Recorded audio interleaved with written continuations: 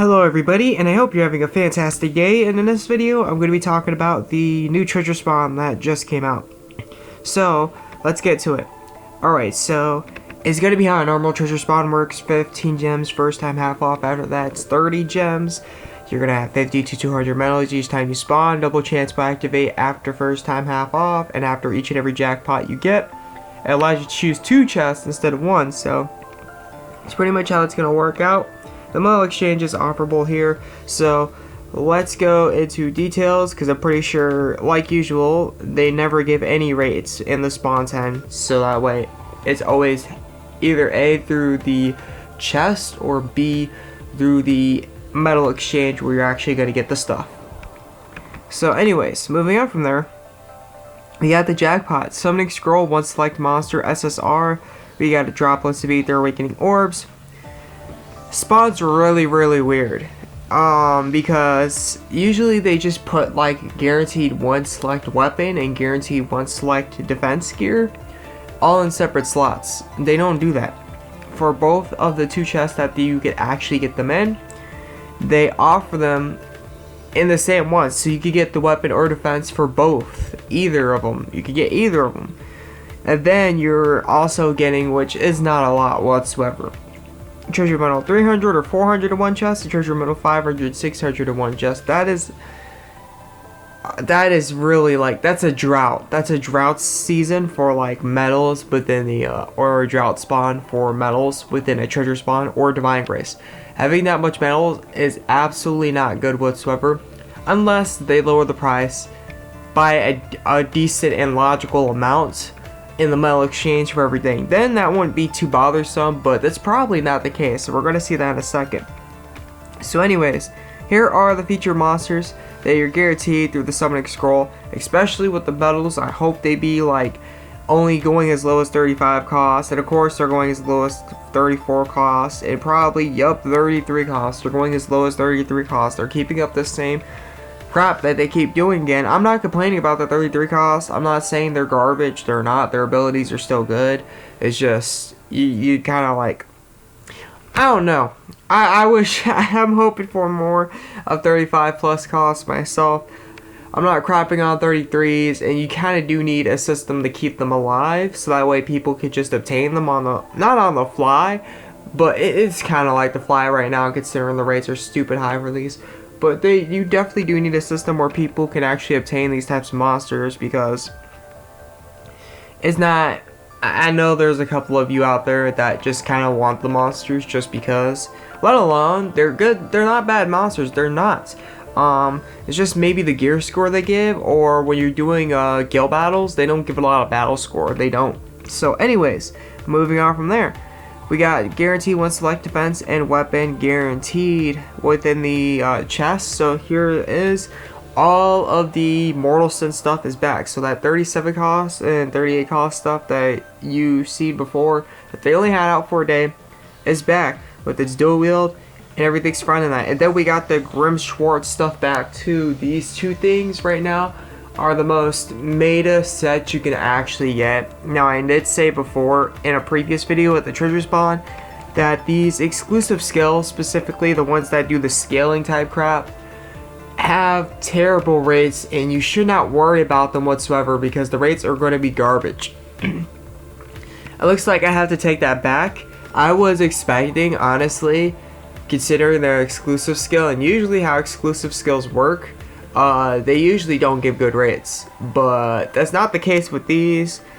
These, specifically speaking, actually do give at least decent rates. I'm not sure if they're better. I never solidly tested, but I do see it activate every once in a while. Maybe it has the same proc rate as everything else skill wise to start off with, and then if you add more elemental, you're actually getting more rates. So it might start off at that sweet 7.5% chance that the previous exclusive skill start off with, like the Mind's Eye or whatever they had before, and then as you add more, you're getting more. But I've seen Archer Starflash, and yes, I only have it at level 5 even though it's max infused.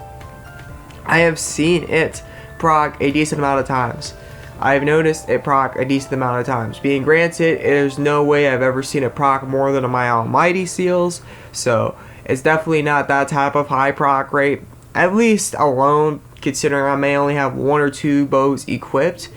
One being this one, so it includes this one, that are star elemental, but it doesn't have the bad proc rate whatsoever, so it will proc every once in a while to really help out. So that right there is very, very good. At least for player versus enemy, that could be a very, very essential and clutch weapon you got there. Especially for berserkers. There's a thing for berserkers, is berserkers will be a double-sided blade. They will have side effects with their moves. So if you have something like this and you're consistently having this berserker's light blade activate to where you recover 5 costs and restore 5% of damage dealt as HP, which if you kind of look at it, besides the HP part, this is almost like an almighty seal. And yes, I did say almighty seals do proc more, so but definitely that 5% is definitely going to be more helpful to a berserker than really any class that you could actually get this for. Mages don't even really need this. They already got Siphon, so they're pretty much good to go.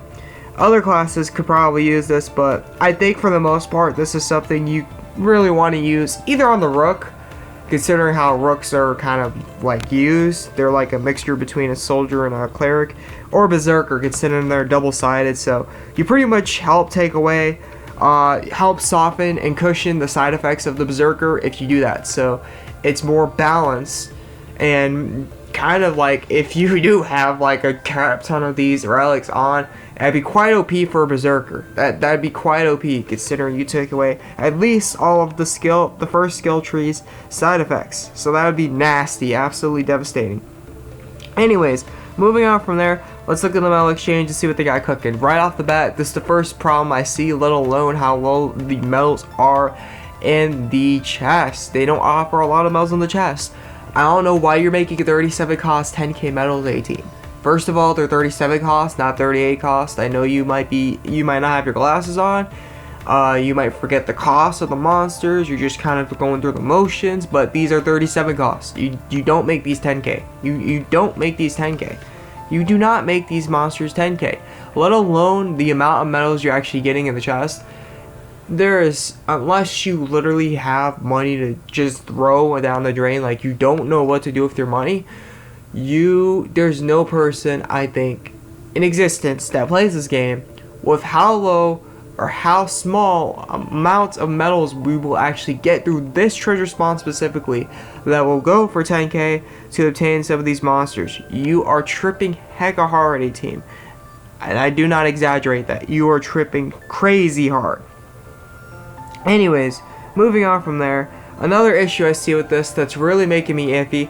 I was definitely thinking about doing the spawn because I want that bow. I want that Grim Schwartz bow because I want the effect. If I get the effect, it's going to be OP, and for sure it's going to help with our one-shot strategy. But let alone getting some of the Moral Sin weapons would probably be cool too. Considering their ability isn't bad, like especially comparing it to the other 37 cost stuff we had recently. It's not bad whatsoever.